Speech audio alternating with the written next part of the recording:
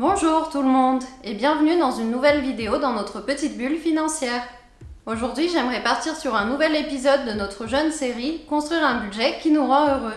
Suite à la première vidéo dans laquelle on construisait un budget pour un montant de 2000 € par mois, certains d'entre vous m'ont dit que c'était assez facile d'intégrer toutes ces priorités dans son budget avec ce type de montant et voulaient voir ce que ça donnait avec un budget un petit peu plus serré. Du coup, aujourd'hui on va aller au bout de l'idée et partir sur un budget étudiant. Je suis partie sur un montant de 800 €, ce qui correspond à 550 € de salaire de stage si on prend le minimum, ou à la bourse du Crous pour un étudiant qui a l'échelon le plus élevé. Et auquel on ajouterait 250 € d'aide au logement, ce qui correspond à peu près à ce que je touchais quand j'étais dans une studette parisienne. Je pense que c'est un scénario assez standard, mais après bien sûr chacun va avoir ses spécificités. Certains étudiants sont aidés par leurs parents, certains étudiants ont à travailler en même temps que leurs études. L'idée c'est juste de prendre un exemple assez réaliste pour vous faire comprendre que, en faisant passer vos nécessités et vos priorités avant vos dépenses qui sont un petit peu plus mécaniques et même superflues, vous serez serein, si ce n'est heureux avec votre budget. Comme la dernière fois, on va s'y prendre en 3 temps. On va commencer par décrire la situation personnelle de la personne pour laquelle on construit un budget, c'est-à-dire sa situation professionnelle, la composition de son foyer et ce qui lui tient à cœur pour être sûr de se focaliser dessus en priorité. On va ensuite décrire ses revenus et ses dépenses, faire une proposition de budget et intégrer un objectif d'épargne et ou d'investissement. Et pour finir en beauté, on prendra un peu de recul et on regardera la répartition du budget entre deux grandes catégories et on fera une projection de l'épargne et de l'investissement sur le nombre d'années qui restent avant d'avoir 65 ans, grosso modo l'âge de la retraite. Comme je n'ai toujours pas de volontaire, ça me fait trop rire. Comme je n'ai toujours pas de volontaire, je vais m'inspirer encore une fois de la petite moi du passé, mais aussi de mes frères et sœurs et de mes amis qui sont étudiants ou qui l'étaient il n'y a pas très longtemps. Pour la situation professionnelle, c'est simple, je vais rester sur l'exemple de notre étudiante boursière du Crous qui n'a pas de job étudiant en plus. Et pour la composition du foyer, c'est assez simple aussi, notre étudiante vit seule, elle n'a personne à charge et n'a personne avec qui partager ses charges.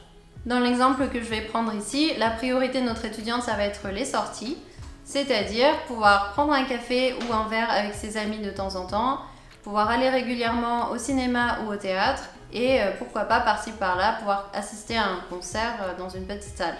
En vrai, je m'inspire vraiment de moi quand j'étais étudiante, mais on aurait pu prendre plein d'autres exemples. On aurait pu prendre quelqu'un dont la priorité, ça va être le shopping, les vêtements et les produits de beauté par exemple, ou quelqu'un dont la priorité, ça va être de prendre des cours de sport et d'acheter du matériel, ou un autre exemple qui serait un petit peu moins caricatural, mais bon, dans tous les cas, ça va bien se passer. Je suis marrante. Je vous affiche maintenant le budget à l'écran. Je vous affiche maintenant le budget à l'écran. Dans les revenus, on retrouve bien la bourse et les aides au logement et on retrouve bien nos 800 € par mois. Donc jusque là, je fais correctement mon travail.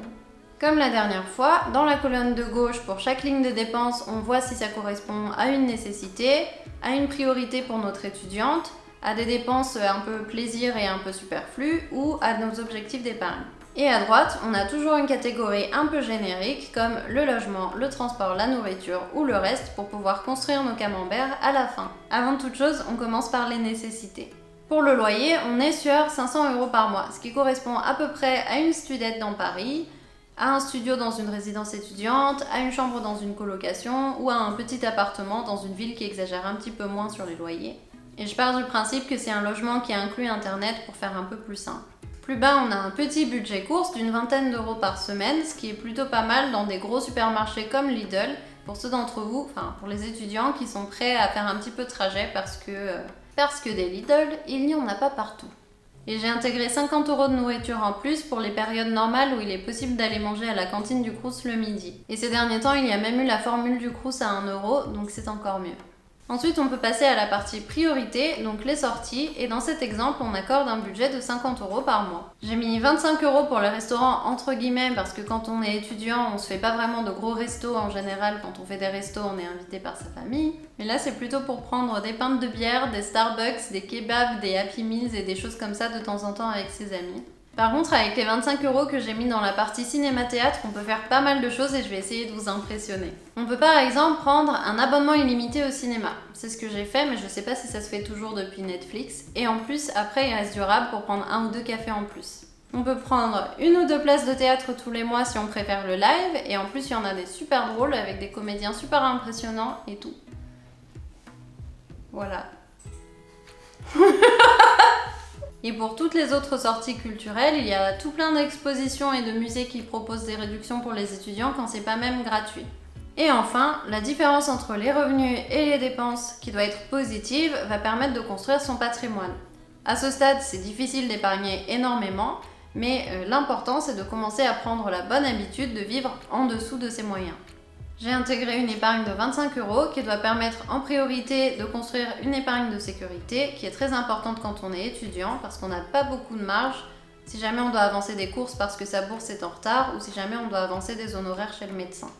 Et une fois que notre étudiante a un petit peu de côté, ça lui permet aussi de payer des choses un petit peu plus chères comme des places de concert pour des plus gros concerts ou des places de comédie musicale.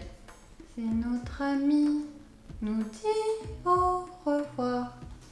Nous serons seuls. Au monde. En plus, il n'y a pas cette chanson-là dans la comédie musicale en vrai, je crois. Tu l'as vu la comédie musicale ou pas? Non. Oh, on allait y aller pourtant. Oh, j'espère qu'ils vont ouvrir un jour. Je crois que j'ai vu une affiche qui disait que Attention, attention, tes idées se mangent.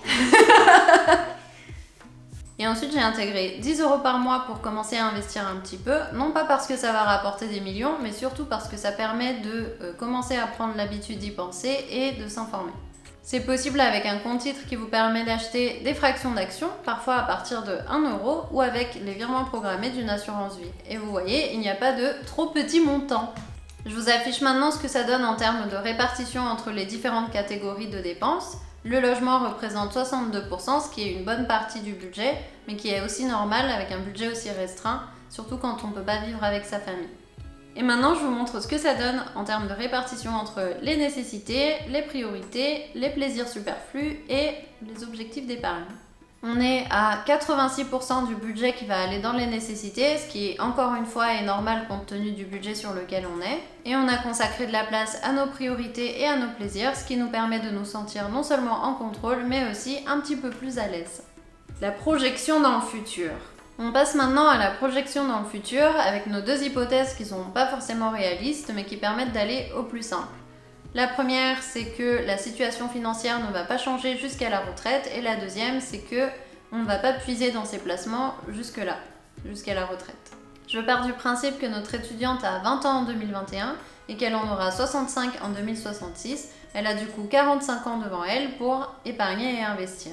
25 € épargnés chaque mois pendant 45 ans, ça amène à une cagnotte totale de 13 500 €. Et c'est plutôt sympa vu le montant épargné tous les mois.